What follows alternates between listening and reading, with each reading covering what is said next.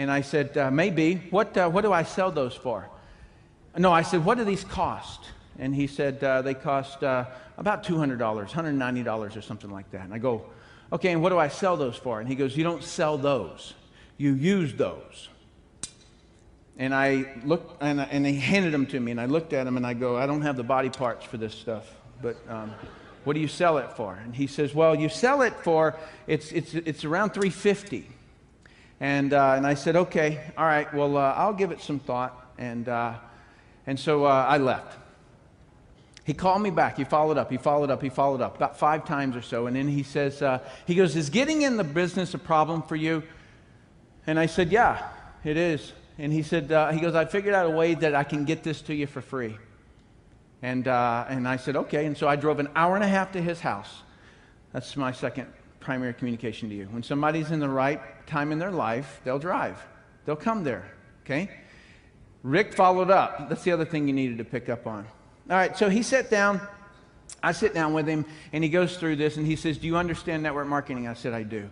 And he said, he goes, have you ever seen it before? I said, no, not the way you're saying it.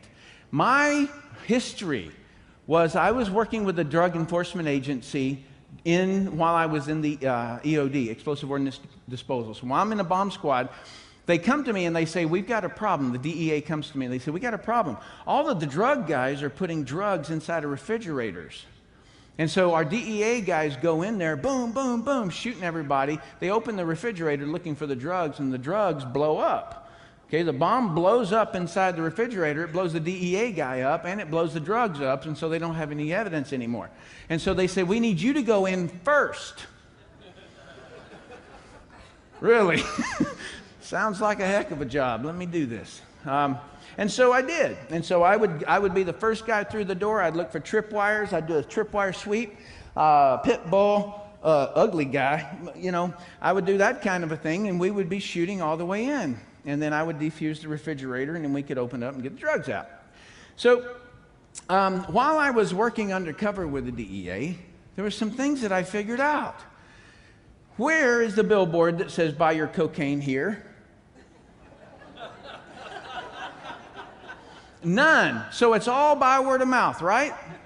So if you were to add up the entire pharmaceutical industry, all the drugs in the world, legal drugs, and you were to add up all the oil in the world, it does not equal what the illegal drug industry does every year, and they never advertise. So when I heard of this by word of mouth, I'm like, makes sense to me. I thought Amway was a train. So Amway, Amtrak, I did not know the difference, so I was kind of in that ignorance, well, still am in some things, but kind of in that stage where I didn't really understand it.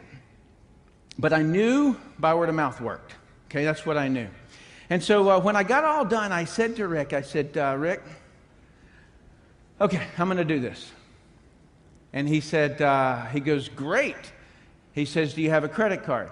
And I said, I do. But before we do this, the one thing that I've always learned in all of my military experiences has been this, is that the opportunity sounds all great in the beginning, but there is such an ugly back end.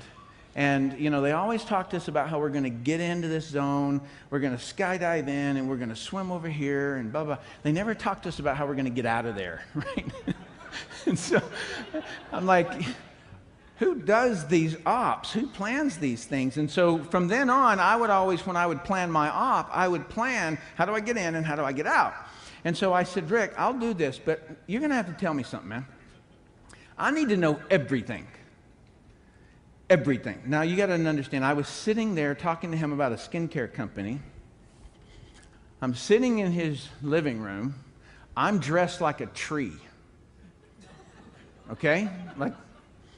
That's my work. I'm sitting there and I'm looking at him, right? And I said, you need to tell me everything that happens in this industry. All the good and all the bad. And if you leave anything out, I will take you out. I'm not kidding you. Rick today will tell you that's exactly what I said. I'll take you out. And I meant it. Does everybody now understand when that phrase was, he don't talk much? Do you understand why? Because I just had a different attitude. People, life, meanings didn't have the same that it does today. And so that's what I said. He was obviously uncomfortable with what I just said. He babbled around a little bit, and he said, he began to talk. He began to say a couple of things. Here's what he said. He said, Tim, one of the problems you're going to have is rejection. That's a problem in it. And I said, tell me about this rejection. And he said, well, Tim, what happens is that you're going to expose the business to somebody and they're going to tell you no.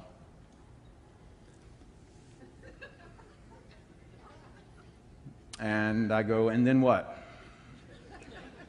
And he says, well, then you have to find somebody else. Okay? What else? And he said, the next thing that can happen to you is that people will deceive you. I said, deceive me. He said, yeah, how? And he goes, they won't show up. They'll tell you they're going to meet with you, and then they don't actually show up. And then what happens? And he goes, well, then you have to find somebody else. Okay? All right, good. What's next? And he says, attrition. I said, tell me about that one. And he says, people will say they're going to do something, and then they'll quit. They'll quit. I said, yeah. He goes, and I go, then what? And he said, well, you find somebody else. And is there anything else? And he said, yeah, you'll be disrespected. Disrespected. And I said, what happens there? And he says, well, people who don't know the industry will say that you're in a pyramid scheme, that you're in a scam, and they'll make fun of you. Make fun of me. And then what happens? And he goes, well, you find somebody else. And I said, this is a joke, right?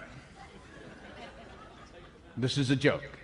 And he said, no, this is exactly it. And I go, is that it? And he says, as far as I can remember. I go, no, that doesn't work for me. Is that it? Because I'd already told him I'd take him out, right? And he goes, that's all I can think of. And I said, no, I'm not asking you for a disclaimer. I want to know, is that it? And he said, yes, that's it. And I was like, you mean to tell me this? Let me just get this straight. That people make more money in a month than I make in a year, easy.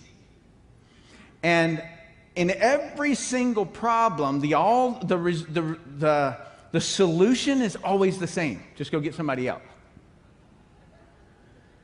See, in my world, where I came from in the bomb squad, what I was doing at the time, rejection meant that the bomb blew up in my face. Right? Deception is when the enemy planted booby traps in my area. Okay? Attrition means the whole team got wiped out and I've got to figure out the rendezvous point on my own. And disrespect is when somebody is shooting at me.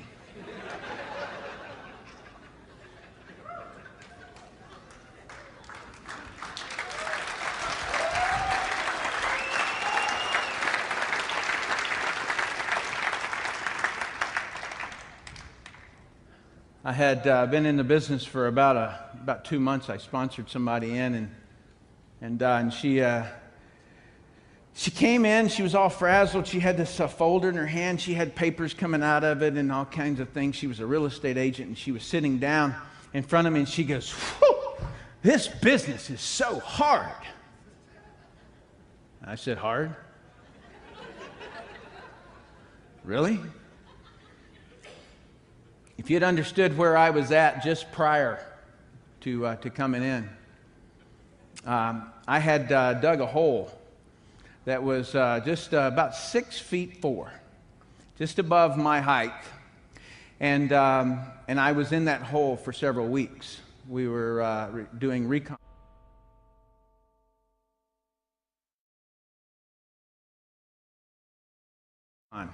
And we had a little periscope up there. So whatever I did in that hole, I lived in. Does anybody get the picture?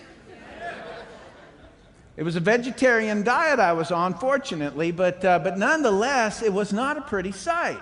And so I find it pretty humiliating and horrifically laughable when someone can go through this industry and somehow come out on the other side of it and go these words, it's hard. It's hard?